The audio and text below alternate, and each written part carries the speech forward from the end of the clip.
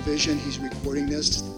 He does this for, I don't want to say a living completely, but he does a great job of producing and recording. And so this will be available, done professionally. We also keep a recording on Zoom of this program, so that will be on Zoom on our YouTube channel, Door County Environmental Council. So you'll be able to see that as well. So I guess without other comments, I'm going to introduce Steve Eatough. Steve Eatough was the president of DCEC for a long time. He's now the treasurer, and he's going to open it up and introduce the speakers in the program for tonight. Thanks, everybody. Good evening, everyone. Thank you for coming. It's hard to believe, but it was, I guess, 3 years ago that we got in contact with the Cape Cod Commission, and they so graciously and generously offered to have a virtual program for us. And that program was very well attended, and subsequent to that, people have been asking us, when are you going to have the Cape Cod Commission back?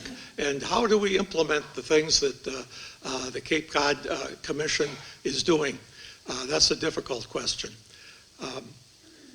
We have so much. One question is, why did we contact Cape Cod? Cape Cod is very similar to Door County. As you know, it's a peninsula that juts out into the Atlantic Ocean, and Door County, of course, is a peninsula that juts out into Lake Michigan. We both have lots of shoreline and beautiful beaches and beautiful woodlands and meadows. A little bit, okay. Can you hear me better? Usually I'm too loud.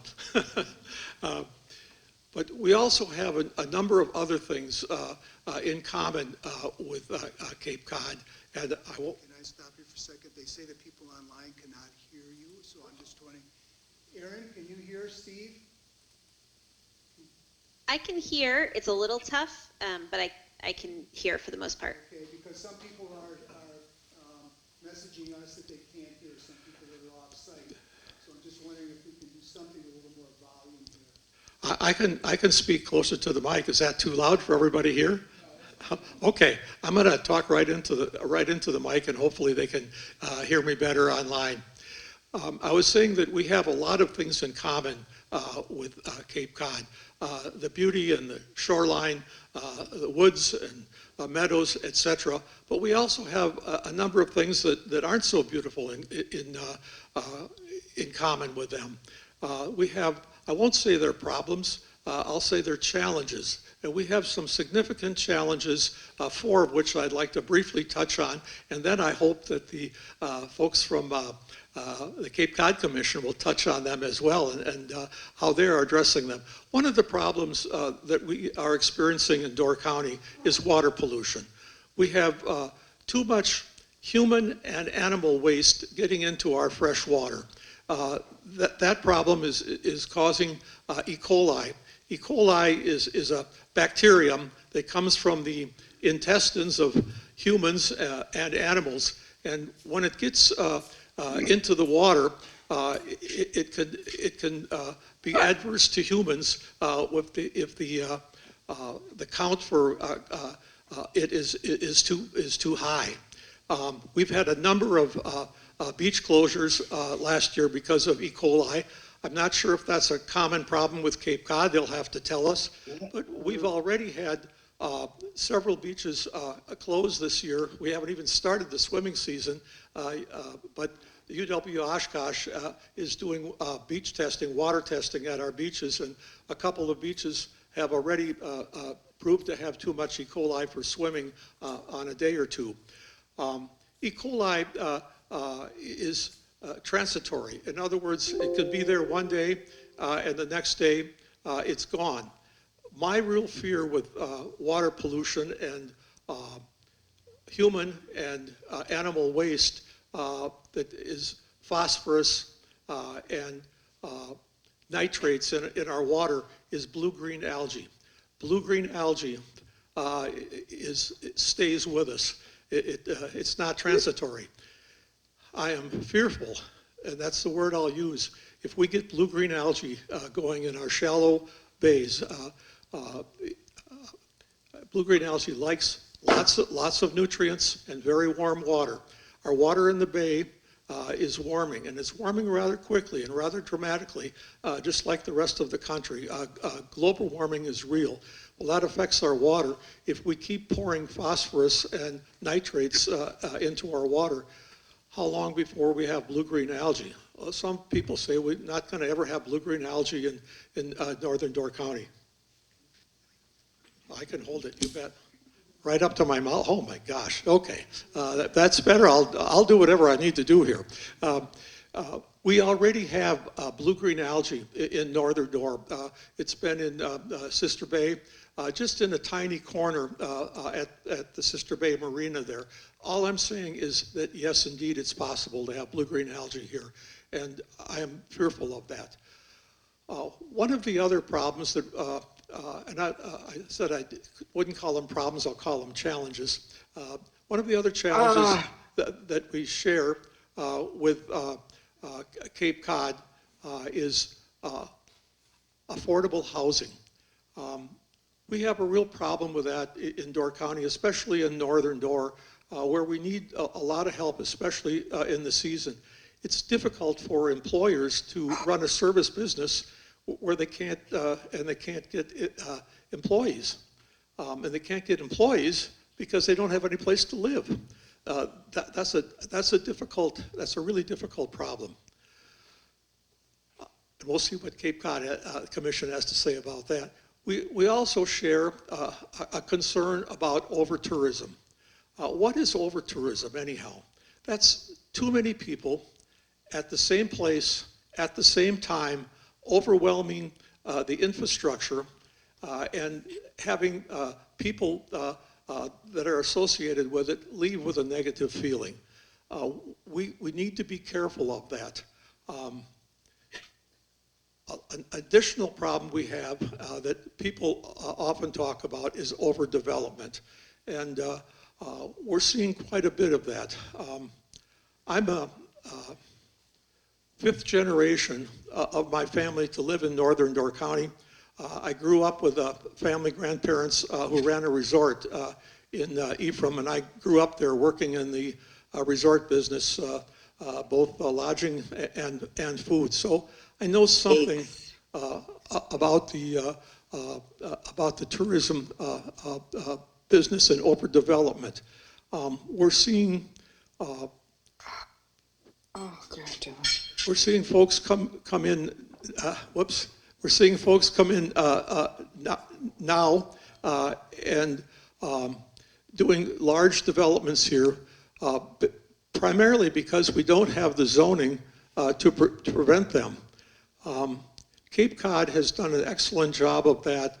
There are 15 towns in Cape Cod, Barnstable County, and they somehow managed to get them to agree on a universal zoning. That's something we don't have here.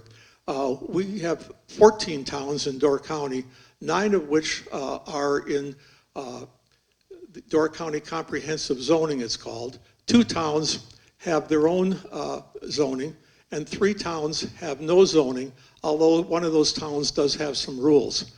Well, it's easy for a developer that comes in to find loopholes in these 7 or 8 different zoning ordinances that we have. In addition to the towns having their own zoning, so do some of the villages. Sister Bay, Ephraim, and Sturgeon Bay all have their own zoning as well. So we end up with 7 or 8 different kinds of zoning in Door County.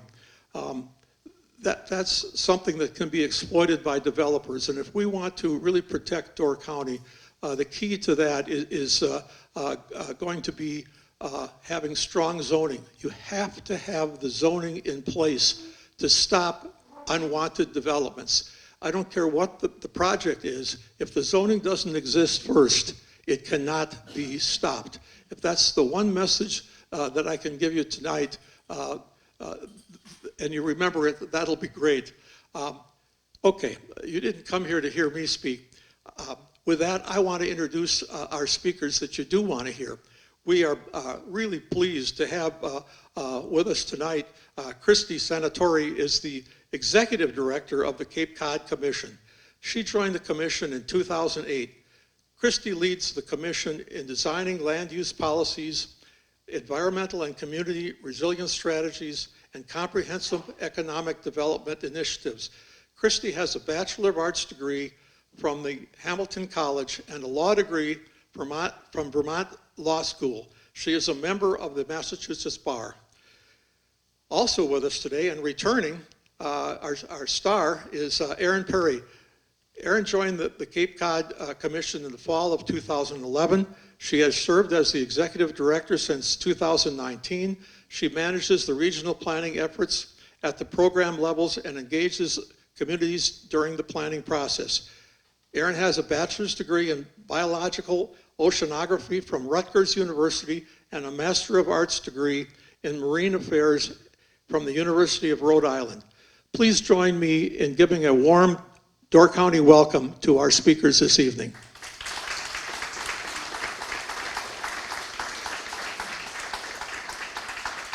So first of all, thank you so much for that warm welcome. We're really excited and pleased to be here tonight.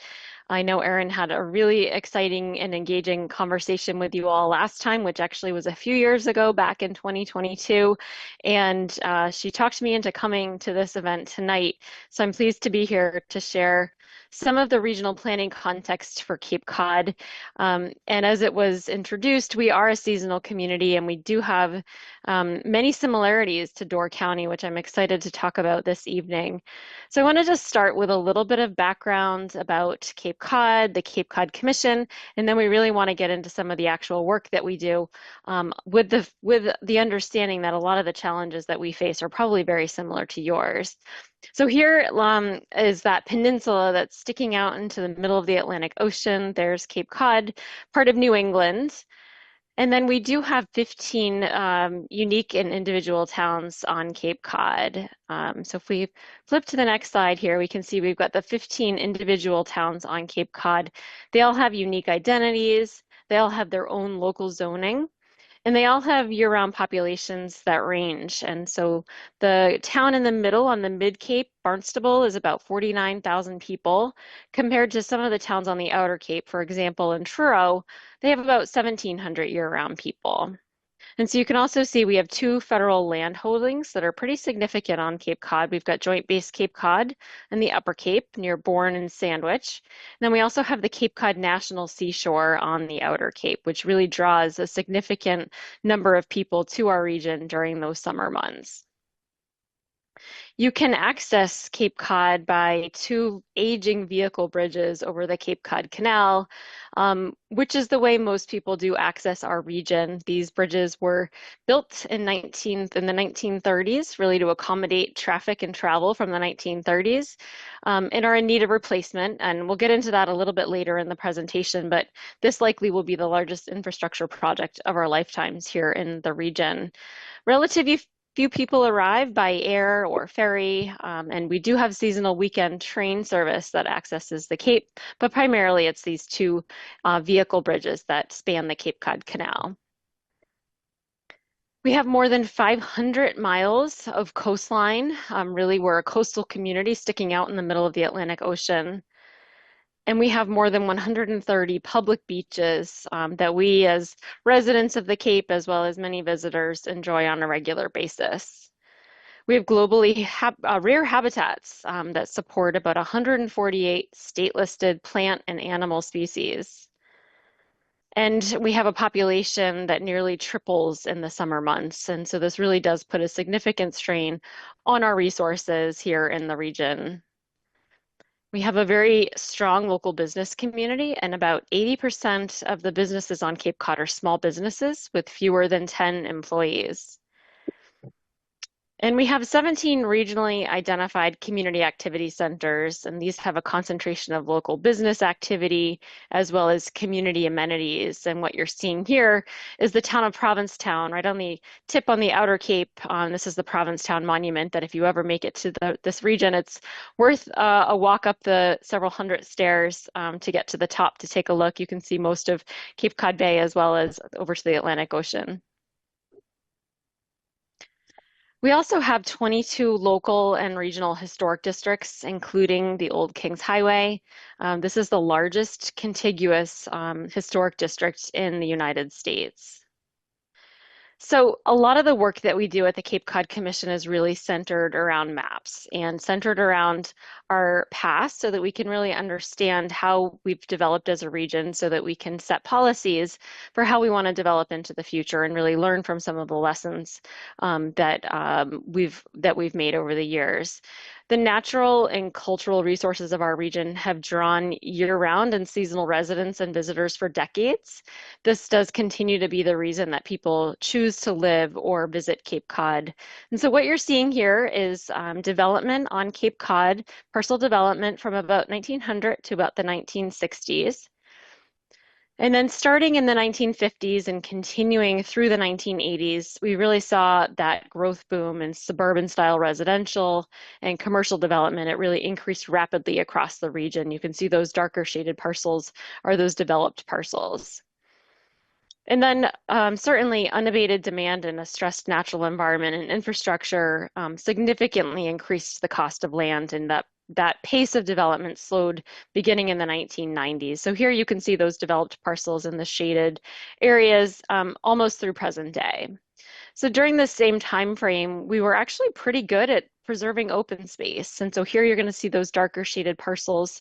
Are about 40% of the landmass on Cape Cod is protected open space. So we saw those development pressures start to intensify during that time frame. And so efforts were made to protect that open space for resource protection as well as recreation. So when you take all of those developed parcels and you take that protected open space layer, you combine these two on a map, what we're seeing is that about 86% of Cape Cod, of our region's land, is either already developed or already protected. And so as a result, there is very little land left to accommodate future growth. So a lot of what we do as a regional planning agency is centered around this place and is centered around our growth patterns and how we've developed in the past. And so here you can see, we look at the Cape in terms of our context. About 80% of the homes on Cape Cod are detached single family homes. Again, we have about 500 miles of coastline and more than 44,000 acres in the Cape Cod National Seashore. We spend a lot of time talking about water quality, as I'm sure you do as well in Door County. And a lot of this has to do with our coastal water quality, but it's also important to point out that we have almost 900 freshwater ponds and lakes on the Cape, and some of those are impacted by nutrients. Pivoting back to housing, about 30%, 34% of the homes on Cape Cod are used seasonally, and these are by second homeowners, third homeowners in some cases. And this is compared to about 4% if we're looking at the entire state of Massachusetts. And we do have a number of cultural districts that are designated across our region. So we also look at the Cape Cod context, not only in terms of the place, but in terms of the people that really make up our region. We have almost 230,000 year-round residents. And we are seeing an increase in the percent of population not identifying as white. So certainly increasing diversity in our population. And 2010, our census showed that we had about 7.3% diversity in those identifying as non-white, and that number increased to about 14% in the 2020 census. We also have a federally recognized Mashpee Wampanoag tribe.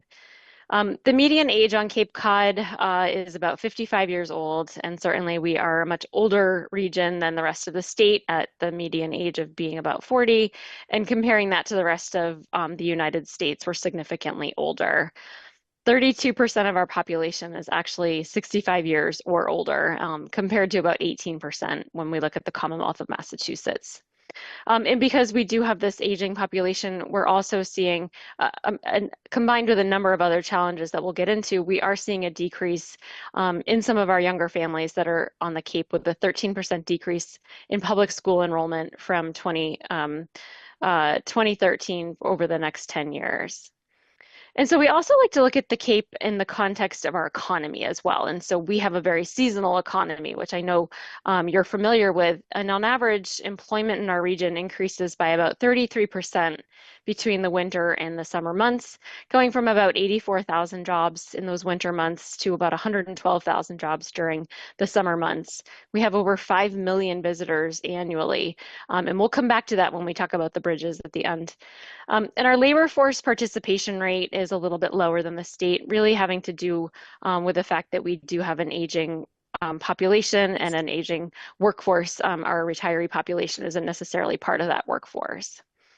When we look at our top industries by employment, you can see those first 3 bars really indicating healthcare and social assistance, retail trade, and accommodation and food services as our top industries for employment, really kind of indicating the seasonal economy that we do have, really kind of catering to those that are coming to visit our region, as well as our aging population. And then annual median earnings, if we look at the total between Cape Cod on the left as well as the state, we are a little bit of a lower earner than the rest of the Commonwealth. And of course, need to point out that male-female discrepancy, with male earners still making more money than their female counterparts in this region.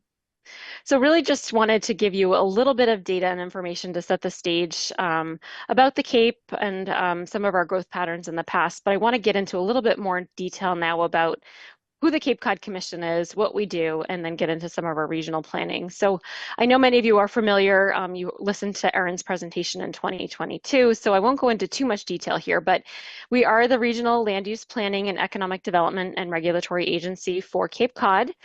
We serve the 15 towns of Barnstable County. So all 15 towns on Cape Cod are part of Barnstable County, and that is something that we've been doing since 1990 when we were established.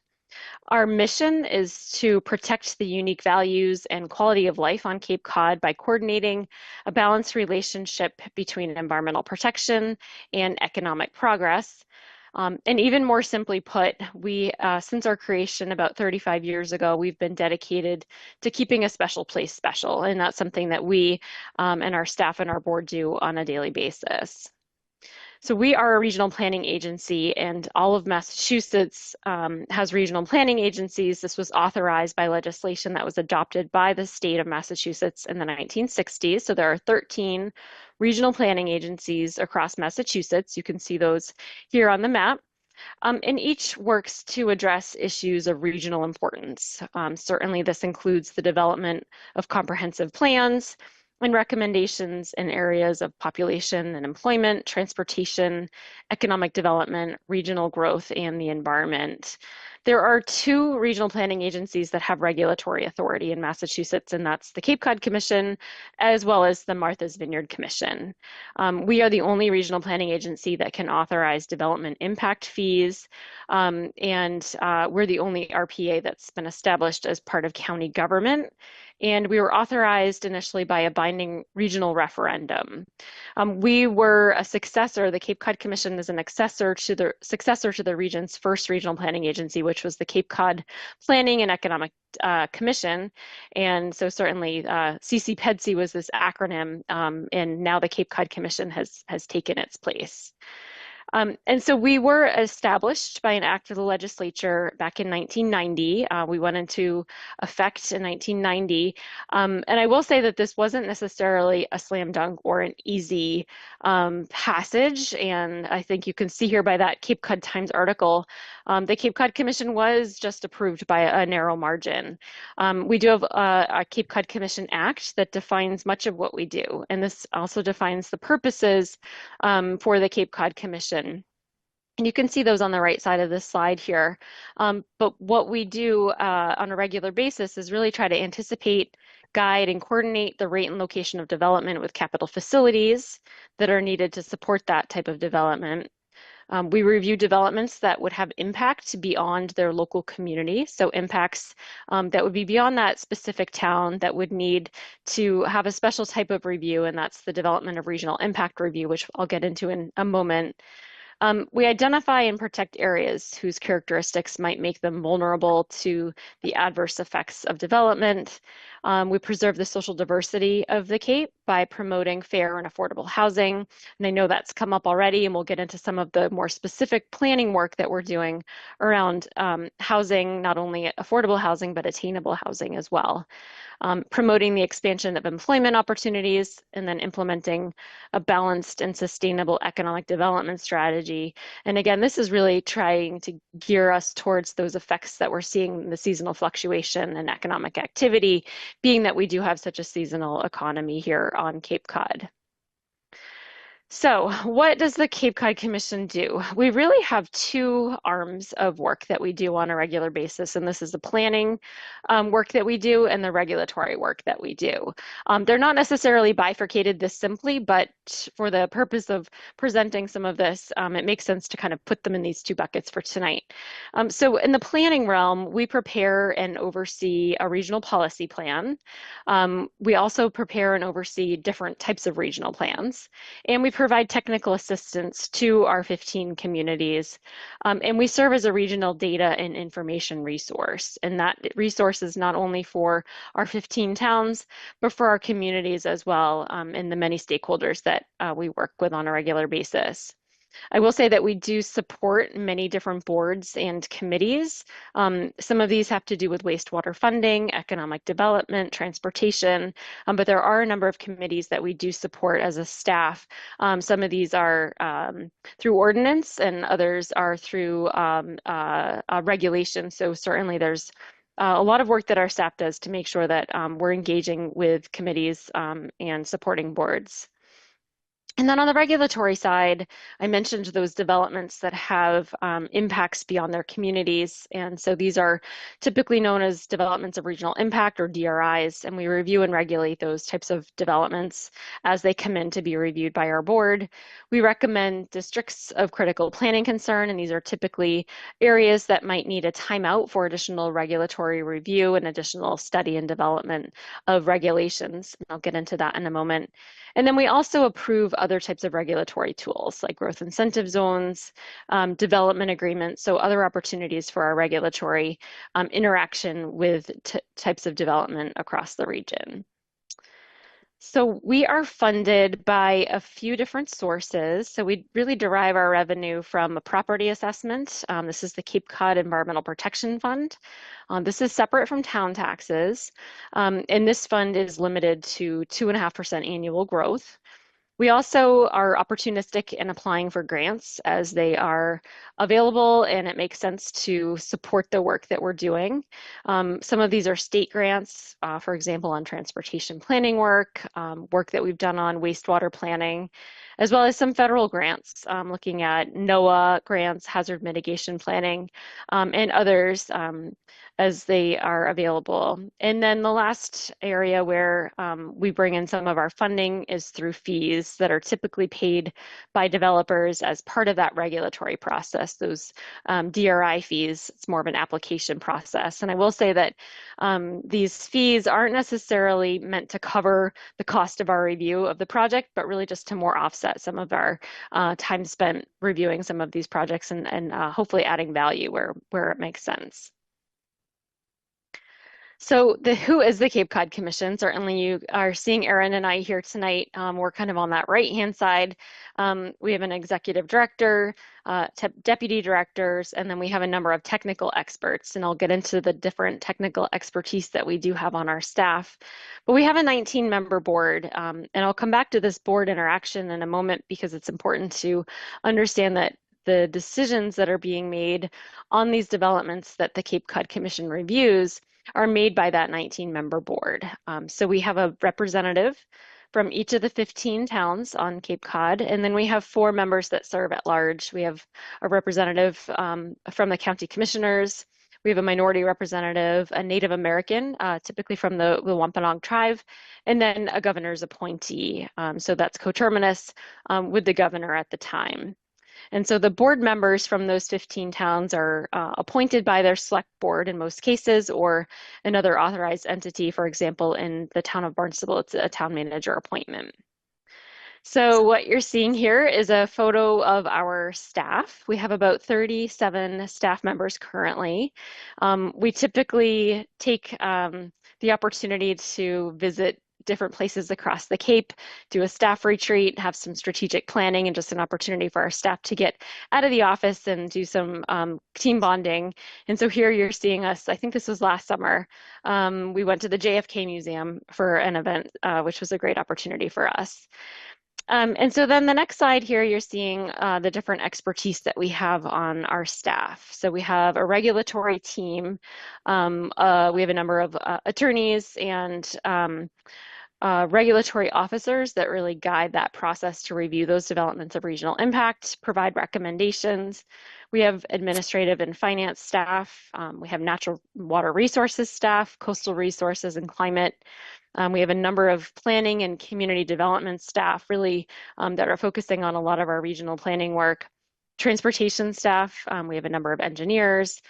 We have a GIS staff, so really that's mapping is a lot of the core work that we do, and so we have a great emphasis on our GIS team. And then of course communications and community outreach, engaging with the community. It's critical for the success of any of our plans.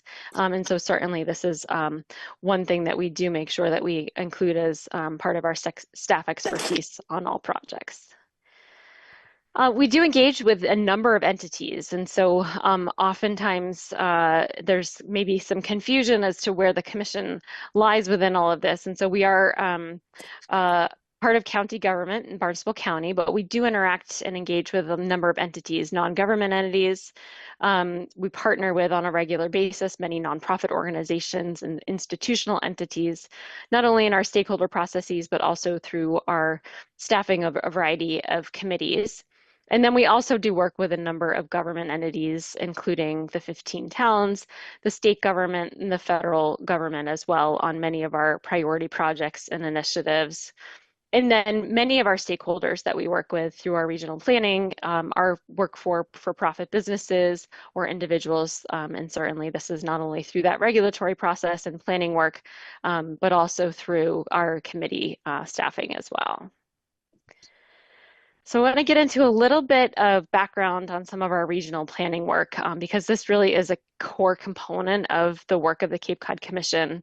And we've been doing this since the 1990s when we were first established. And you can see all the way on the left-hand side, this is our very first regional policy plan in 1991. Kind of tying this back to that very first map series, it was really trying to protect the best of the Cape and repair some of the mistakes of the past. So recognizing there was a significant growth boom that really focused on additional development and really trying to make sure that the Cape Cod Commission was put in place to address some of these challenges at the time. So in the 90s, we really focused on that regulatory role, reviewing significant projects that came in, really trying to make sure that we were able to put regulations in place that made sense for Cape Cod. And then into the 2000s, we focused a lot of our regional policy planning on districts of critical planning concern, really identifying these areas that needed additional focus. We focused on hazard planning as well as additional wastewater planning. So certainly recognizing that we had water quality impacts and certainly seeing the increase in the necessity around some of those strategic planning efforts. In the 2000s, in 2006, there was actually the establishment of the 21st Century Task Force. And so this was a broad-based panel that was tasked with really performing an outside review of the Cape Cod Commission. And its mandate was to assess the Commission's operations and suggest improvements to better serve the region's needs. And so the final report identified a number of recommendations to improve the Commission's regulations, including restructuring the regional policy plan. And so many of these recommendations were implemented in the 2009 and 2012 regional policy plan, really identifying a focus more specifically dividing planning and regulation, focusing around the different systems that make the Cape a unique place. In 2018, we had the opportunity to really revamp the regional policy plan entirely with a focus on context-sensitive planning with new design goals and objectives. And so what you see here on the next slide is the cover for the current regional policy plan that we're working with right now. This is the 2018 regional policy plan. It actually went into effect in 2019. We update this guidance document every 5 or so years, and we're in the process of updating it right now. We'll be taking it to our board at the end of this month for their review and putting that out for a public comment period. But at the time, we're focusing on some of the key issues that we're facing the region, and that certainly includes climate change, protecting our natural resources, addressing our housing needs, making sure that we preserve our character and those things that make the Cape unique, while promoting regional capital planning. And then much of what we heard from our communities was really trying to ease the local comprehensive planning process. How can we make that easier for our communities? So many of these were issues facing the region then. They're issues that are still facing our region now. So a lot of these issues and challenges have shifted and really have become our priorities. We had a growth policy in 2018, really protecting and preserving the region's resources and focusing growth in existing centers of activity, with the vision for the future of Cape Cod being a region that's vibrant, sustainable, and healthy communities, really protecting our natural and cultural resources. And so we also divided the regional policy plan into systems, and we often refer to this throughout many of our planning processes now. We look at the Cape in terms of natural systems, those resources that are critical to the Cape. Built systems, that's really kind of more of our capital facilities, coastal resiliency, our transportation infrastructure. And then community systems, really our economy and our housing and our cultural heritage. And these systems are all interrelated, so it's important to make sure that as we're designing policies, we're taking into consideration all of these different systems. So what does planning for resiliency look like at a regional planning agency? It really it begins with an understanding that those interdependent systems that I just mentioned make up Cape Cod. We really need to consider how they vary by geographic context. And so what you're seeing here is place types. And so we, in the 2019 Regional Policy Plan, designed our planning work really around these different place types that make up Cape Cod. Beginning on the left-hand side, we've got our natural areas, those areas that are certainly, in many cases, are either already protected or will continue to be protected through our community activity centers and industrial activity centers. Excuse me one moment. As well as some of those areas that are unique, including our historic areas, our maritime areas, and those other areas that are military and transportation areas.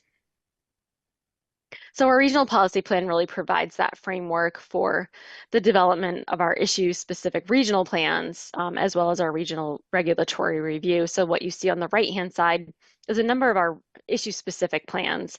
And one that we just released today was our Cape Cod Freshwater Strategy that looks at our ponds and lakes across the region. We also have a number of topic-specific plans that we'll get into, and Erin's going to cover in some of the challenges section in just a few moments. So I want to get into a little bit of detail on this regulatory review process because it really is part of what makes the Cape Cod Commission unique in terms of being a regional planning agency with this unique regulatory authority. So these DRIs are developments which, because of their magnitude or its magnitude on the of its impact on the natural and built environment, is likely to present issues that are significant to more than one community or municipality. So there are several criteria for reviewing a development of regional impact, and these include consistency with the regional policy plan, consistency with local zoning, consistency with the local comprehensive plan, and then the project needs to be reviewed and determined that the probable benefits outweigh the probable detriments of a project. And so these are the criteria for approval, and our 19-member board makes that decision whether to approve or not approve a specific project. So typically projects that are coming into the commission to be reviewed are based on a number of different thresholds. Typically, if it's more than 30 units of residential units, that would be reviewed by the Cape Cod Commission Board. If it's a project of, say, a commercial development that's more than 10,000 square feet, division of land, which is typically 30 acres, or if it requires environmental review by a state agency. In Massachusetts, that's the Massachusetts Environmental Policy Act, or MEPA. If it requires an environmental impact report, then it would come in to be reviewed by the Cape Cod Commission. So if a project that trips a threshold applies for a local permit within that local community, and it does trigger one of these thresholds, local permitting is stayed or it stops until the commission review can conclude. If that project is denied by the commission, the project does not proceed to local permitting. If the project is approved by the commission, it then goes on to be approved or reviewed by that local community. So I just wanted to share a couple of examples of projects. And so the first one I wanted to just share here was a project that we reviewed in 2011. It's a project called Hydroid. It's a spinoff of the Woods Hole Oceanographic Institute. It's an industrial activity center in the town of Bourne. They have very well-paying jobs, and it was a really great example of a great development. They at first were concerned that they didn't want to come to the Cape Cod Commission for review. They considered going and moving their headquarters off Cape because they were worried that the review through the commission would take too long, would be too onerous. And in fact, that wasn't the case, and they were approved in a very timely manner. And now this is a really great project that we do have in the region. We also reviewed a project in 2013 for the development of a Lowe's in the town of Dennis. This project was denied, and there were a number of infrastructure challenges, and was determined by our board that the benefits of this project didn't outweigh the detriments. It wasn't context sensitive, and they were concerned about the economic impacts of putting this type of a store in the town of Dennis. We also, in 2017, reviewed one of our local employers, Cape Cod 5 Sun Savings Bank. This was their headquarters, and they were consolidating a few branches and moving their headquarters to this commercial activity center within the town of Barnstable. This project was approved, and I will say this is the first, and I believe it is still the only facility with a parking garage on Cape Cod. We don't have many of those here. So it's a great example of a local employer really trying to make their facility as green, I guess, as possible, and really conforming to the standards of the Cape Cod Commission in the best way that they could. And then the last example I want to show is in Provincetown, actually, and we just approved this project. Our board was looking at a multi-unit housing development as a redevelopment project, really providing municipal workforce housing. It was in a community activity center, really context sensitive, and really kind of a great example of a housing project that made sense. And so this was a project that our commission members were extremely excited about, and certainly found that those benefits outweighed the detriments. I know we're kind of throwing a lot at you here, but certainly there'll be an opportunity for some questions. But the final few things I wanted to mention were our districts of critical planning concern. So this is a fairly powerful planning tool that allows a town, or it could be a group of towns, or it could be an entire region, to impose a moratorium on certain types of development or activities in a specific area so that they can plan for and adopt special rules and regulations. This is something that's spelled out specifically in the Cape Cod Commission Act. And it's typically due to one or more of several factors. And these are typically the presence of significant natural coastal resources or values that are important of national significance. The presence of substantial areas of ecological conditions that might render the area unsuitable for development, or the presence or proposed establishment of a major capital public facility or area of public investment. So what this does is really allows the town to take a time out so that they can plan comprehensively without the pressure of pending development permits. And then the towns can adopt implementing regulations within that district so that they can really protect the resources within that district. Some of the types of districts of critical planning concern that are available are on the screen here, and many of those including water resources, affordable housing, cultural and archaeological resources, economic development. So there are a number of different opportunities for communities to look at districts of critical planning concern. And we've seen these adopted in a couple of ways. Certainly what you're seeing here is the town of Eastham.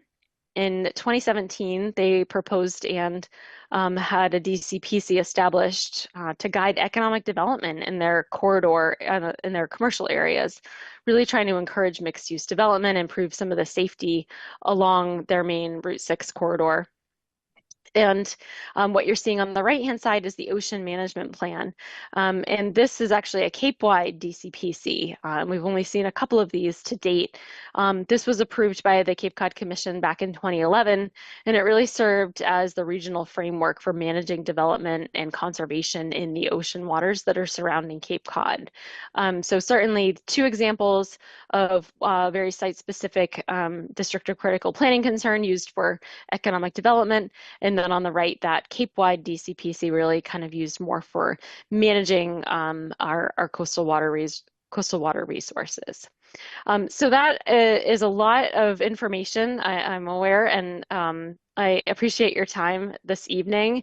I think certainly I'm happy to hand it over to Erin now to talk about our regional planning work and get into some of the details around our regional challenges. So I'll hand it to you, Erin. Thanks. Thanks, Kristy. Can you hear me okay? Great.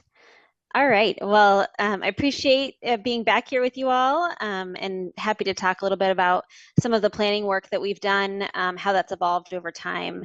And I think, one of the key kind of maybe takeaways, I think, on our planning work is that as an agency, we've intentionally evolved to meet the region's needs over time. I think you can see that in the evolution of the regional policy plan that Kristy talked about. You can see that in the issue-specific plans and projects that we've prioritized over time, because our key regional challenges really have to be our regional priorities. So I'm going to share a little bit of information on some of the unique nature of our challenges, and how we've developed and led planning processes that really have resulted, I think, in impactful changes, including, in some cases, changes to the way that we at the Commission approach our work in order to best support necessary actions within the communities and within our region. And so I heard, early in the session today, you all have water quality challenges. Like Door County, we have those water quality challenges as well. We have 53 relatively small, but highly coveted coastal embayments across the Cape, and their watersheds span the vast majority of land area in the region. Each are susceptible to the impacts of land use and development. Most of them have been studied fairly extensively, and 2/3 of them have been identified as nitrogen impaired and actually have established nitrogen reduction targets associated with them. Most of the nitrogen entering our coastal embayments comes from wastewater. We have a long history here of relying on septic systems, which don't adequately remove nitrogen, and very little wastewater infrastructure across the region. Given that we have that limited wastewater infrastructure in most areas of the Cape, that infrastructure has to be built from the ground up to remove that nitrogen and ultimately improve water quality across the embayments in the region. We also have some significant jurisdictional challenges. 32 of our watersheds cross town boundaries. They're shared by 2 or up to 4 towns in limited cases. So when you look at this problem across the Cape, really no single community can solve the problem on their own. As a region, we're challenged, I think, for decades to actually implement and advanced wastewater plans in our communities. And by and large, they were, well planned, well thought out, using appropriate technology, but they were never advancing to implementation.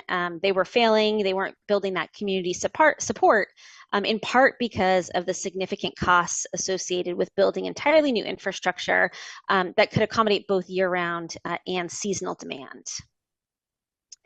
And so in 2013, certainly in recognition that the region was really at an impasse on this issue, the state directed the Commission to update the 1978 area-wide water quality management plan. We call it the 208 plan because it is developed pursuant to Section 208 of the Clean Water Act. The state provided funding for us to do this work. They gave us a year to submit a draft plan. They directed us to focus on nitrogen. And in committing to doing this, we committed to extensive stakeholder engagement. We recognized that the region had a technically complicated issue, and that was something we had been working with communities on over the course of many, many years. But that we also, and perhaps more importantly, or more of a difficult issue, were the social and political challenges, given all that had transpired in terms of the limited community support for these projects across the Cape. And so, this planning process, I think, is a great example of the role that the Commission can play in convening people and partners on a really regionally significant topic. We couldn't build consensus on everything through this process, and so, we really had to identify those opportunities where we could build consensus and we could work together as a region. And we were able to do that and develop a framework for communities to continue to conduct their local planning and implementation of projects. And we were able to get buy-in on recommendations for state and federal partners, including those associated with regulatory reform and funding. And then we also kind of looked internally and identified necessary changes to the way that the Commission reviews wastewater infrastructure. Municipal projects had been reviewed as developments of regional impact. We were permitting and conditioning them as we would other development projects through the processes that Kristy just talked about. But these infrastructure investments are critical to our environmental quality. And really, we were looking to take a more supportive approach to their review. And today, we have a process where we review those plans and projects proposed at the municipal level for consistency with the 208 plan, and it's a more of an expeditious kind of staff level review. One of the most impactful results of the water quality planning process was the creation of the Cape and Islands Water Protection Fund.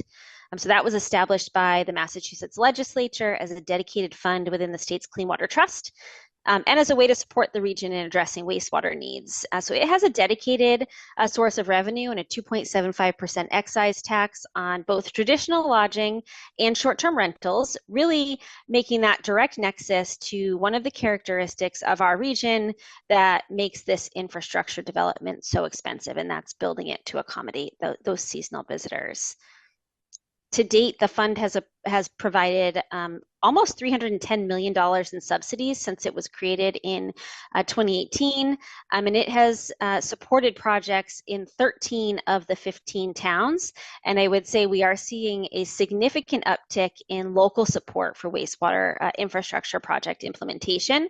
That is still happening at the local level, but we've come together as a region to identify a collaborative approach to funding those projects. We've carried forward many of the models, I think, and lessons learned from our coastal water quality planning work to inform the work on the freshwater strategy, really focused on protecting and restoring the 890 freshwater ponds and lakes. As Kristy said, we just released that today. So really happy to have it out there and focus more on implementation. That plan was the result of 2 years of work to collect data and information, to conduct research, to engage stakeholders. I'm really looking to address a range of challenges associated with freshwater ponds.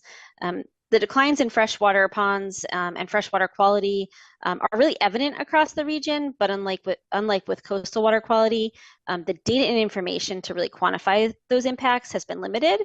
So this work sought to really both improve collection and access to data and analysis, while also developing a strategy and recommendations to support restoration and protection of these resources. So with input from our partners, from technical experts, from stakeholders, from a number of different perspectives across the region, we developed these necessary and kind of impactful recommendations that range from finding new funding sources to expanding data collection to developing and implementing model bylaws and standards for ponds and their buffer areas. And perhaps most importantly, I think the process, and I think you'll see this as a theme kind of throughout our work, is that it resulted in resources that our towns can use today. So like things like access to all available water quality data and new trend analyses through a water quality data portal, Cape-specific pond buffer guidance that offers really practical strategies for installing or enhancing native pond shore buffers. So these are tools that towns can use. They can integrate them into their own processes, but they can also be used by individual stakeholders who are trying to better understand, how they can take action maybe on their own property. Climate change is one of our most significant challenges. It impacts everything we do and all of our systems here on the Cape, as it does in many coastal communities. We're experiencing significant erosion and flooding today. We know that's only going to be exacerbated by the anticipated sea level rise of somewhere between 4 and 10 feet by the end of the century. Today, we have over $35 billion in assessed property value located in the floodplain, and we know, again, that will become more significant with sea level rise as well. The Northwest Atlantic waters are warming at 3 times the global average rate. We have also seen a 3.5 degree increase in average temperature since 1900, and we expect somewhere between a 4 and 8 degree increase by the end of the century. And really, if we can't slow the rate of climate change, damage and losses due to sea level rise and storm surge are estimated to exceed $50 billion for Cape Cod in that same time frame through the end of the century. So in 2021, following a planning process that took place in the middle of a global pandemic, it was our first to be conducted in a virtual environment, we released the Cape Cod Climate Action Plan. So this is the first of its kind for the region, and it really is rooted in the broader priorities of the state of Massachusetts, which was and continues to work to advance proactive climate policies and regulations. It focused on kind of really 2 approaches: on adaptation to the impacts of climate change and limiting or preventing the greenhouse gas emissions that are the primary driver of climate change. It set out a set of goals, priorities, recommendations for local and regional implementation, and ultimately it led to an amendment to the regional policy plan, really to better incorporate climate mitigation, as well as new technical guidance to help guide our regulatory review and consistency of projects with the regional policy plan. So that was, I think, a positive outcome and something we're carrying through to this regional policy plan update. But what I think has actually been one of the greatest benefits of this work has been the regional collaboration that's resulted during implementation of the plan. So through that process, vulnerable low-lying roads were one of the most critical challenges identified. Development of the Climate Action Plan enabled us at the Commission to better identify those common needs across the communities and then develop an approach for collaborating with each community and supporting each community on this issue. So as a region, the Commission was able to facilitate a collaboration where we pursued and were granted state and federal funding to apply state-of-the-art flood modeling, to identify and prioritize vulnerable road segments in each of the 15 towns, and to develop conceptual designs that incorporate nature-based solutions. And so these solutions that were developed are very much specific to the needs of each of the individual towns, and ultimately they will be implemented at the local level. But we were able to identify an opportunity to collaborate on funding, to access the flood modeling, to develop an approach to prioritize those road segments. And again, the individualized designs are specific to the community, but all 15 communities as a result of the collaboration are now in a position to advance those solutions and to address their most impacted and critical roads. And I think another, kind of positive collaboration outcome that we have seen through this work is that we're also seeing some towns come together to advocate for solutions on state-owned roadways that really have an impact that spans multiple town boundaries. And then also on climate and related to collaboration amongst our communities, in recent years, we're seeing some significant collaboration as it relates to regulating in the floodplain. So there's a clear recognition, I think, by our communities that these coastal processes and climate impacts don't stop at the town boundary. So again, in collaboration with multiple Cape towns, we were able to apply for and were granted state funds to develop a model coastal resiliency bylaw and regulations, as well as a model floodplain zoning bylaw, which resulted in kind of this suite of models to address protection of built systems as well as natural resources. And these are models that can be adopted locally tailored to meet, the particular needs of the community, but they do support consistency from one town to the next. We know that towns will continue to have their own kind of individualized zoning, but these kinds of tools and processes are helpful to identify opportunities for consistency where they make sense, and ultimately, I think, support better and kind of more predictable outcomes across the region.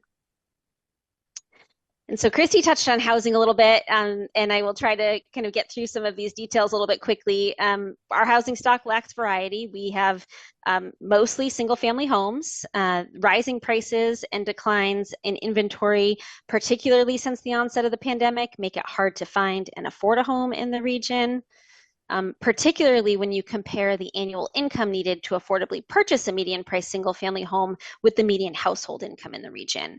So a household here has to earn approximately $230,000 annually to afford that median priced home, and the median household income is less than $100,000.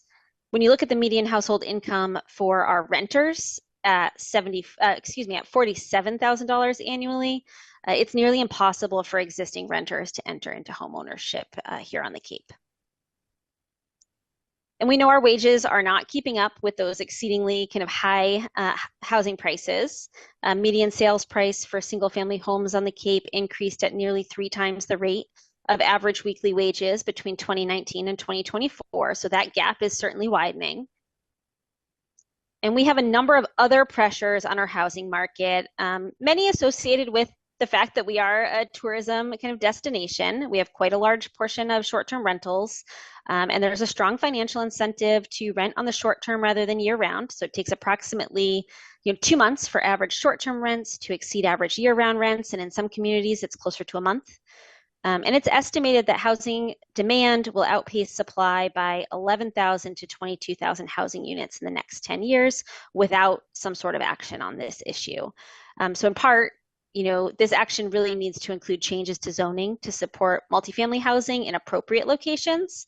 And today, through an analysis we did of all of the zoning in the region, we were able to identify that only about 2% of the zoned land across the Cape allows housing development with more than 2 units to be built by right.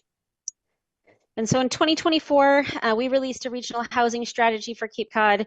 It was developed again in collaboration with all 15 towns and other stakeholders, including those from the environmental community, business community, real estate community, and a number of other interests. And it was really intended to identify policies, strategies, and appropriate areas for housing development and redevelopment to address supply, affordability, and availability challenges. Its development and implementation is guided by a set of principles. I won't go through them all, but they really recognize, housing as a critical challenge that has to be addressed in conjunction with other environmental and infrastructure challenges, and in a way that doesn't further exacerbate issues like those related to climate change. So there is a heavy emphasis in this plan on redevelopment, on, coordination of housing development with infrastructure investments, and making sure that we are thoughtful about the way that we're using the land here on the Cape. Again, this plan includes a set of kind of key regional recommendations, some of which will be led by municipalities, some that the Commission can collaborate on to advance, and some that other stakeholders, such as financial institutions and existing housing nonprofits, really need to engage in order for them to be successful. But what we're seeing is that some of these recommendations are already moving forward, and that's in part because of the broad stakeholder engagement that led to their development, and there was significant buy-in, I think, in this set of recommendations as recommendations that were targeted to the nuanced needs of our communities. And so the plan included a recommendation to change local zoning to allow multifamily housing and more diverse housing types by right in appropriate locations, really recognizing that implementation could vary by location and might range in scale and complexity. So to accompany the housing strategy, the Commission released model zoning bylaws that were directly responsive to the needs that were articulated throughout that planning process. And these, again, are models that can be adopted locally to advance this recommendation. The strategy also includes, I should say, specific local zoning recommendations for each of the 15 towns. They're tailored to the community and were developed with town staff input and feedback, Some of the recommendations are smaller tweaks or adjustments to existing zoning, and others are recommendations for far more significant changes or wholesale zoning rewrites or adoption of one of those model bylaws in full. And the housing strategy, as well as all of our regional plans, really recognizes that the demand on aging infrastructure requires local and regional investments. We have a number of infrastructure challenges. 30% of town-identified critical facilities are located in the floodplain. We have 700 miles of roadway projected to be isolated due to sea level rise by the end of the century.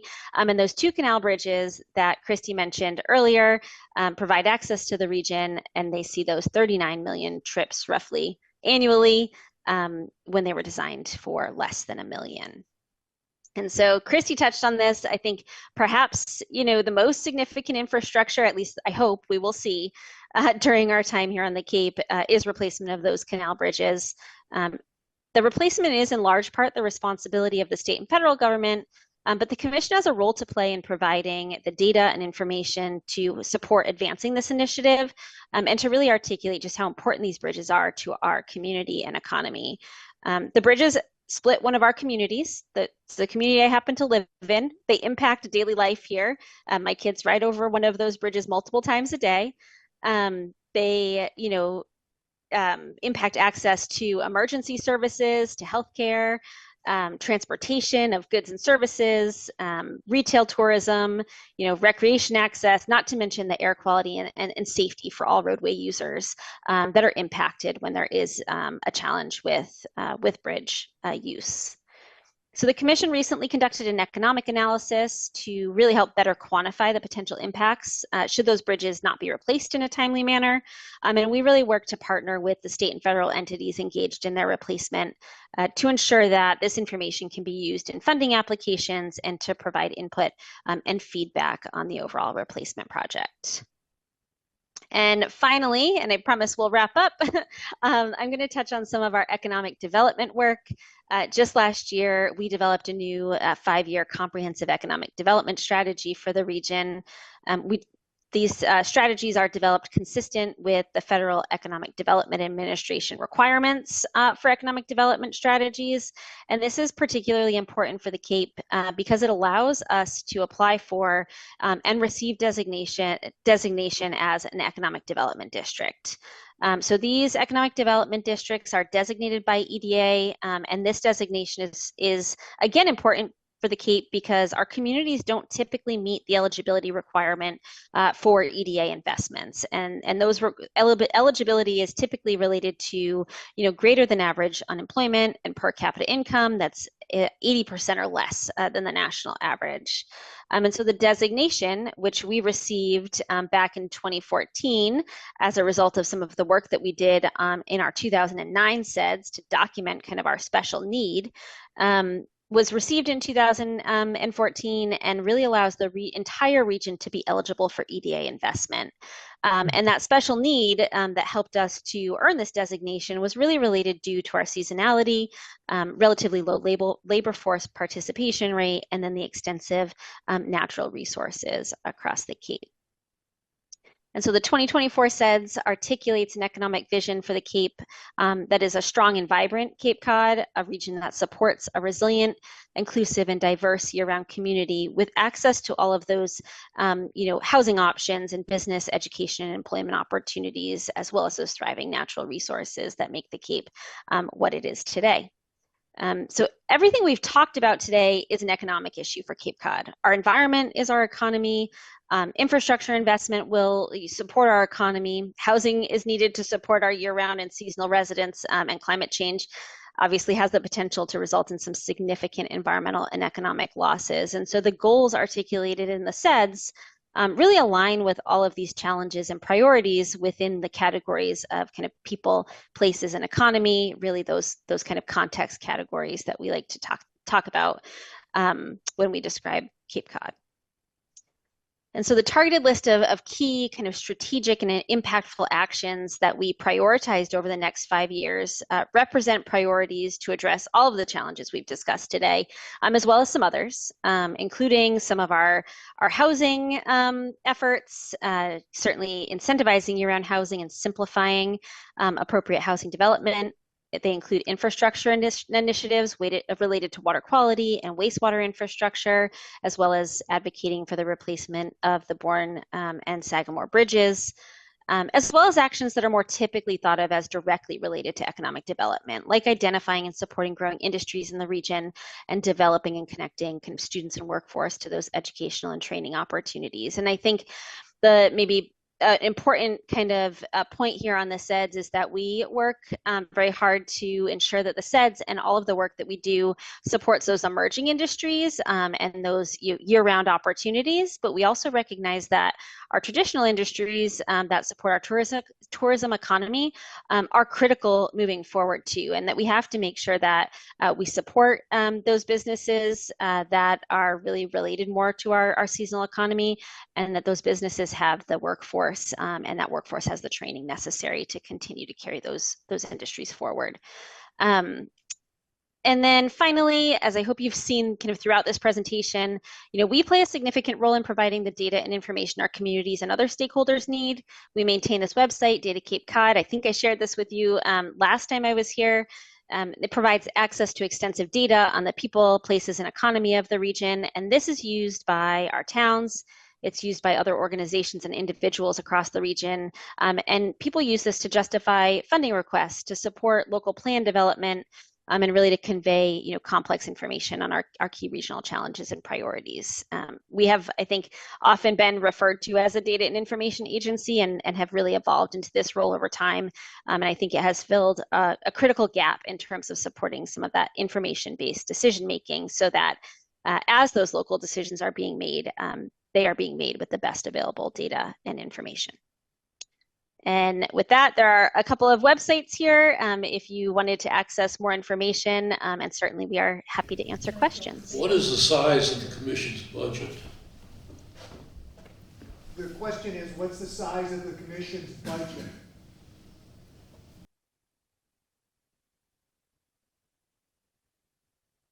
Sure. I'm happy to jump in here. The commission has about a $6.5 to $7 million budget.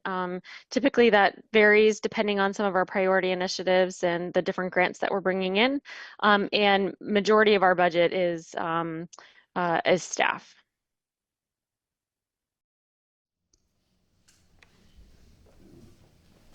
I have a question. What kind of reaction did the community have when the commission began to sort of separate areas of the Cape to certain kinds of activities? For instance, if I had 40 acres on Cape Cod and I wanted to build something on my property, why can't I build on my property if I wanted to, say, put up a hotel? What stops, what kind of controls are there for anyone to do anything they want on their property with disregard for environmental factors and that sort of thing? What is there to stop that kind of action?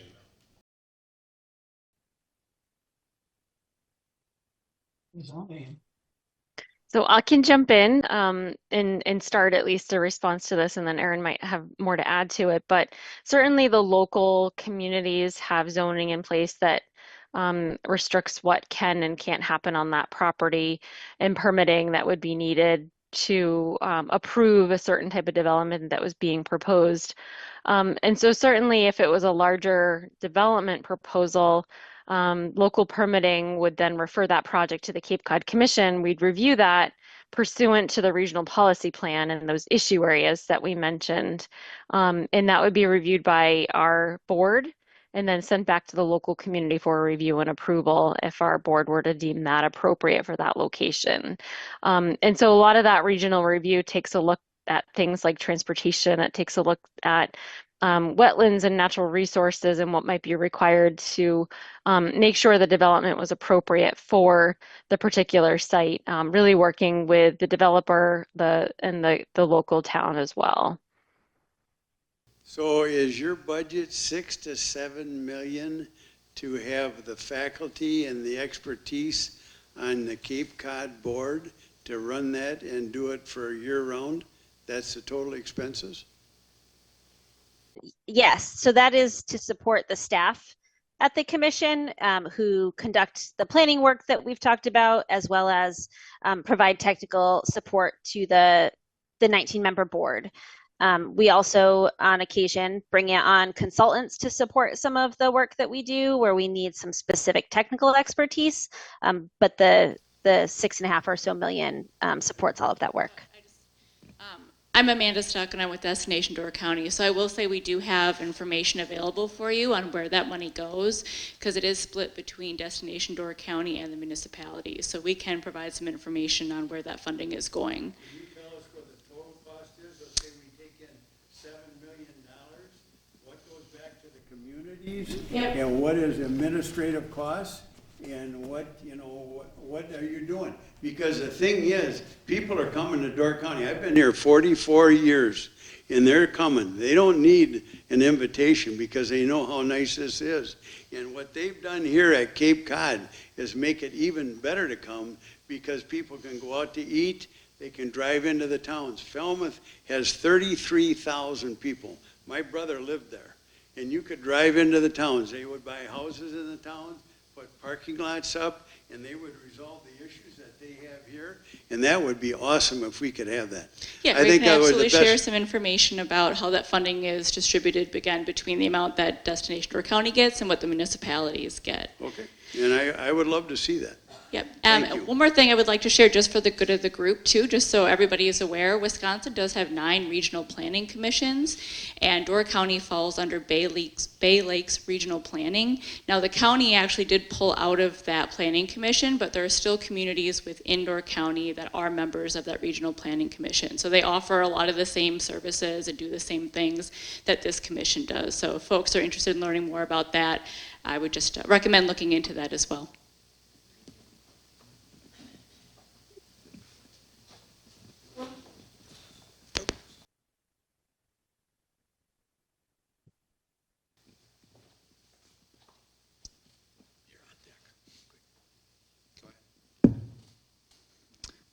Great discussion. Can you hear me okay? Okay, great. Yeah, thank you very much for presenting. Yeah, obviously a lot of similarities between Cape Cod, kind of geographically, people, lifestyle, economic development, everything. Love to know a little bit more, if you could go into more detail on the funding, specifically related to the property assessment. You alluded to it a little bit with that 2.5%. Yeah, I'd love to know kind of how you initiated it and what kind of community discussions were had at the time of that institution, and if it's changed over time. But if you could just give a little more detail on how that came about, that'd be great. Sure. So just a little bit of background. It was part of the initial legislation to develop the Cape Cod Commission. It established our funding source, and it was seeded by a certain amount of money at that time, and it's only been able to grow by 2.5% each year. So really that is not enough to sustain a budget of the work that we want to do with the staff that we want to employ to really address all of those critical needs that we have in the region, which is why we really have to be strategic about applying for state and federal grants and identifying other opportunities where it makes sense, bringing in regulatory fees to cover some of our costs there. So certainly, while that does make up a portion of our budget, we can't rely on that solely to fund all of the work that we want to do. I will say there certainly was controversy around the funding when we were first established, and I wish I could say that there wasn't controversy even today. But I would say for the most part, most of our communities are very pleased with the work of the commission, and it's only a handful of maybe individuals from time to time that that may be unhappy with a regulatory decision that gets made that decide to kind of go after or identify that maybe the funding isn't appropriate. But for the most part, I think that the work that we do is beneficial and helpful to the communities, and they understand and really embrace it now. It wasn't always like that. There was definitely some community, like I say, less than support over the years, but we really have a strong working relationship with all 15 communities at this point on the Cape, really collaboratively working to address all of these regional challenges. I think they recognize that as 15 individual towns, they can't do as much as we can do working together. Did that answer your question? Yeah, I have a question. You mentioned earlier about nitrogen pollution and nutrient excess. Could you expand a little bit more how you managed that in the past and what you plan to do about it in the future? And also you mentioned the extensive stakeholder engagement. I would like to hear a little bit more detail about that as well. Thank you. Sure. I had a little bit hard time hearing the first part of the question. I think you were asking how excess nitrogen has been managed in the past and how we're planning to measure it or manage it in the future. And I think, back in 1978, when we first, CCPEDC, the original planning agency, first developed an area-wide water quality management plan that was really focused on drinking water. At the time, we had a pretty heavy, very heavy reliance on on-site septic systems, and that has continued to be the case until, more recently, I will say in the last 5 or so years, as new funding has been available for our communities, we have primarily relied on on-site septic systems. Moving forward, what we are seeing is our communities are making significant investments in wastewater infrastructure where it makes sense. So we have been working with the towns across the Cape to really identify where sewering, based on the density of development and the flow that might be coming from a particular area, where wastewater infrastructure makes sense and where it just isn't cost effective or efficient to provide.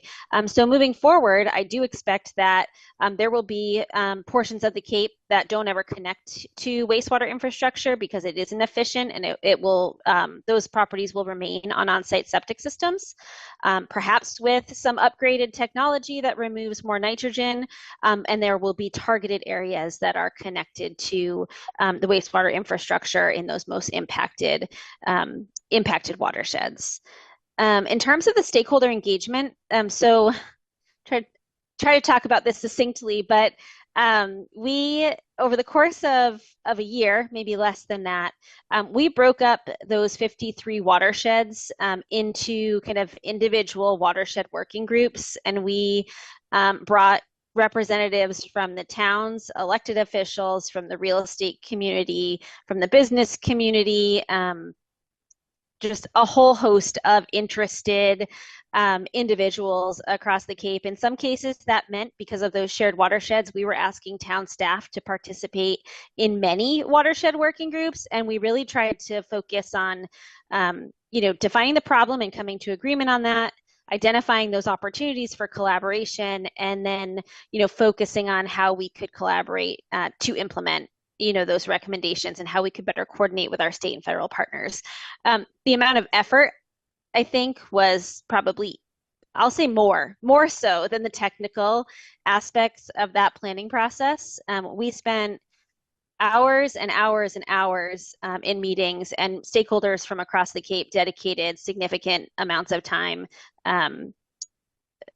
I couldn't even describe. It was many, many, many, many hours, really just trying to get into the details. We hired a professional facilitator, and it was a bit of a controversial process, but in the end, I think we were able to build some consensus on those important areas for collaboration. Thank you. Thank you for your presentation and the work that you do across the country. Wetlands preservation is a big issue, and it's a concern here. I know that you have protected areas and you have ponds. Is wetlands preparation a focus of anything that you people do?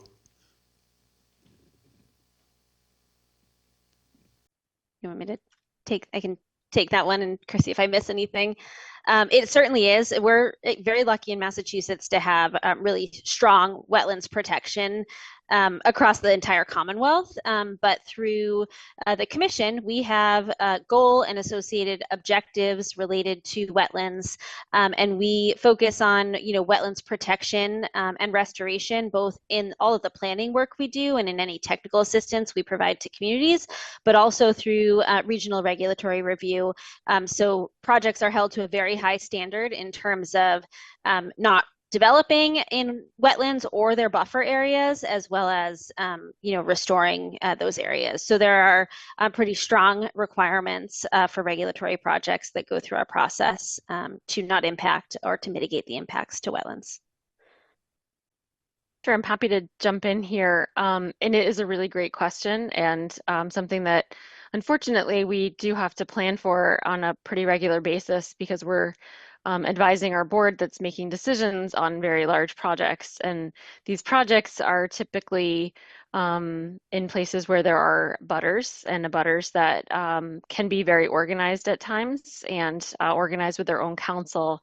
And when the Commission makes a decision that one party is not in favor of, or in a butter withstanding isn't in favor of, certainly we have organizations and individuals that do file suit and decide to appeal that decision. So we are very careful in the drafting of all of our decisions that if our board is making these decisions to approve or deny a project, that our decisions are really consistent with the regional policy plan, and really make sure that legally sound decisions are drafted. And we work with, we have a number of attorneys on our staff, and we work with a number of outside counsel, legal attorneys, to really make sure that these are drafted in a way that make the most sense for the Commission. But in many of these cases, they do get at least appealed. I can't say that we actually end up in court on many of them. Either they withdraw or they're settled in another way. But it is a concern. But I think whenever you're going to have a project like this where you've got some abutters, certainly there's these challenges. So it's just something that we've had to deal with. It can be a constraint on budget, so certainly that is something that we plan for on a regular basis, and just hope that we don't have to use very often. I will say that many of our projects, though, really do incorporate a lot of stakeholder engagement, and all of our regulatory processes include a number of public hearings and a number of opportunities for the public to be heard. And oftentimes many of the developers who are proposing these projects are amenable to modifying their project or answering these questions in a public forum, and meeting with abutters to projects to really make sure that some of their concerns can be hashed out before it goes to a decision.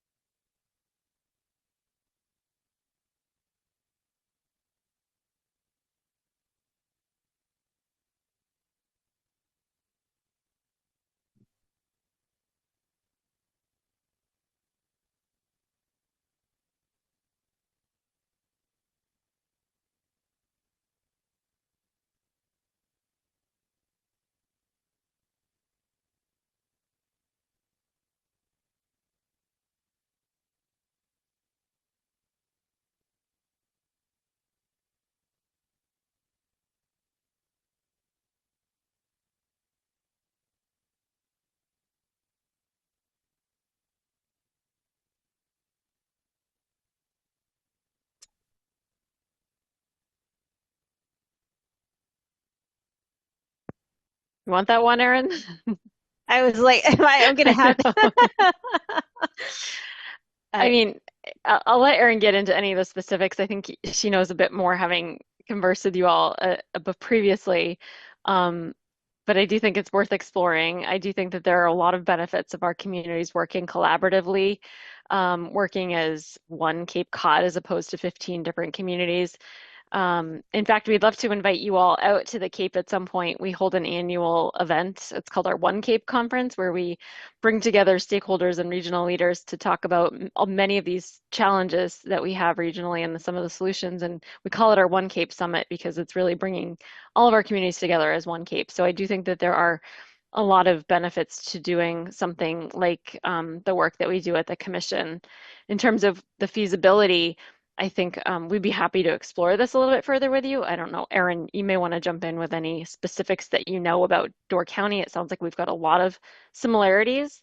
I know the political landscape is probably a little bit different than it is on the Cape, and so that could be one of the biggest challenges, but happy to continue the conversation. The only thing I might add is that as I did do some research and try to get a better handle on the existing regional planning agency and the structure in Wisconsin. And I can't say I know a lot about Door County, but what I do know after having talked to many of you is that it feels like Door County is relatively unique compared to the other counties that are part of that Bay Lakes Regional Planning Commission.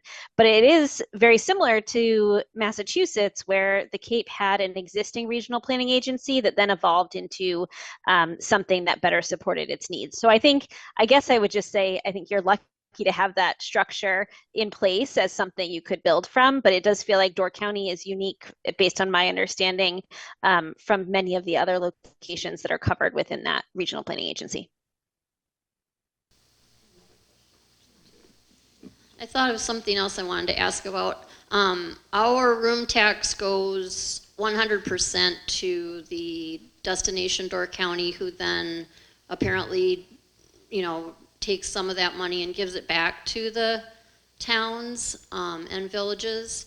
And I don't know if there's any stipulation on how the towns and villages use that money.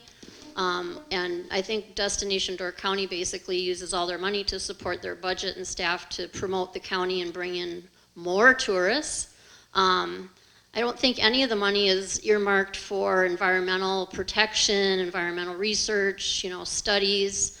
And I'm wondering what your room tax funds, what portion of that goes, is any of it earmarked specifically for environmental concerns and that sort of thing? I can speak to that. So our rooms tax, there are a number of different kind of facets here. So there's a local option rooms tax, which the communities can utilize. And, I think there are far fewer restrictions, though many of our communities do on their own dedicate their rooms tax to certain issues like wastewater or housing. We also have that additional 2.75% tax on short-term rentals and lodging, and that tax goes directly to the Cape and Islands Water Protection Fund to support water quality projects. Beyond that, there is an optional community impact fee that our towns can adopt. We've had three adopt it so far, and I know others, considering it. That applies to kind of a subset of short-term rentals that are managed more professionally, and that does have some restrictions. So if you adopt that, you have to utilize a certain percentage of it for housing and infrastructure related work. So there are some funds. Some rooms funds that don't have those restrictions, but there are several that do. This is Mike Bahrke. Steve and I spoke with the folks at Bay Lake Regional Planning Commission after Erin spoke 3 years ago, and we met with them twice by Zoom, and we discussed what had gone on in our program with Erin and the Cape, and it became clear to us that the Bay Lake Regional Planning Commission is quite a bit smaller. I think they had a staff at that time of about 12 individuals, and they were responsible or covered 11 or 12 counties. And so for them to have some kind of responsibility or impact like the Cape Cod Commission, I think would be very difficult. But at least I wanted people to know that we had met with them at least twice.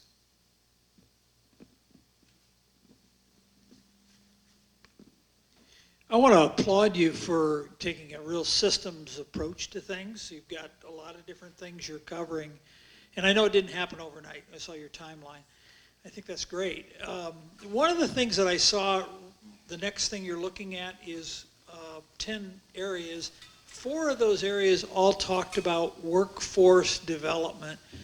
That's an issue up here, I think, as well, particularly in these communities that come and go in the winter. What are you doing? What are some of the actions that you're looking at to address workforce development? Sure. I think I had a little bit of a hard time hearing, but I think you were asking about the workforce development, probably the recommendations included in the economic development strategy, and kind of how we're approaching that. Okay. So, in many cases, workforce development isn't necessarily an area where we have particular expertise on staff, but to develop the comprehensive economic development strategy, we work with the Barnstable County Economic Development Council, which includes a number of different partners, including the Workforce Investment Board that serves the region and is associated with a broader statewide kind of workforce investment board. We work with a number of local higher education institutions and technical schools. And what our role is in a lot of this is to really identify what those needs are. And our partners are the ones that are providing kind of programming that is responsive to those needs. So through our planning processes, we will collect a lot of the data and information to articulate where there are gaps in workforce, or we'll hold focus groups or talk with the business community about what their needs are. And we will coordinate through that Economic Development Council and other partnerships to convey that information, to work with them on the programming. And ultimately, it's those partners that are doing a lot of the education and engagement and ensuring that the workforce development programs and training meet the needs of the region. The other, I guess, maybe thing I will say is through that Economic Development Council, we also support the provision of small grants through the Barnstable County License Plate Grant Program. And so a portion of the revenue associated with county-specific license plates comes through that process, and the Economic Development Council and Barnstable County award small grants. We provide guidance and technical assistance to the Economic Development Council to make those awards, and those are very tightly tied to the comprehensive economic development strategy and the actions. So this past year, we worked with the county and the EDC to make those awards, and several of them went to workforce development and training.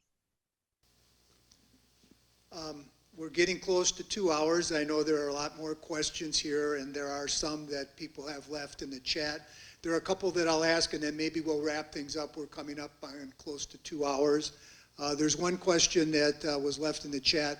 Does the freshwater project work address vernal ponds as well as year-round ponds?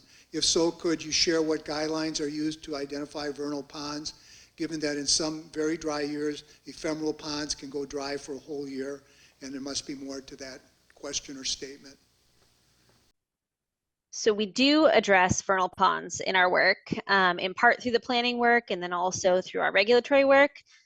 I cannot speak to the specifics about the guidelines. So I'm happy to get some information and follow up on that question if it would be helpful. Maybe this is a good point then to wrap things up. And I would say to you, thank you very much for your time that you've given us to speak about the Cape Cod Commission, to give us that knowledge and to answer the questions that we have. So I guess without any other further questions, I'd like to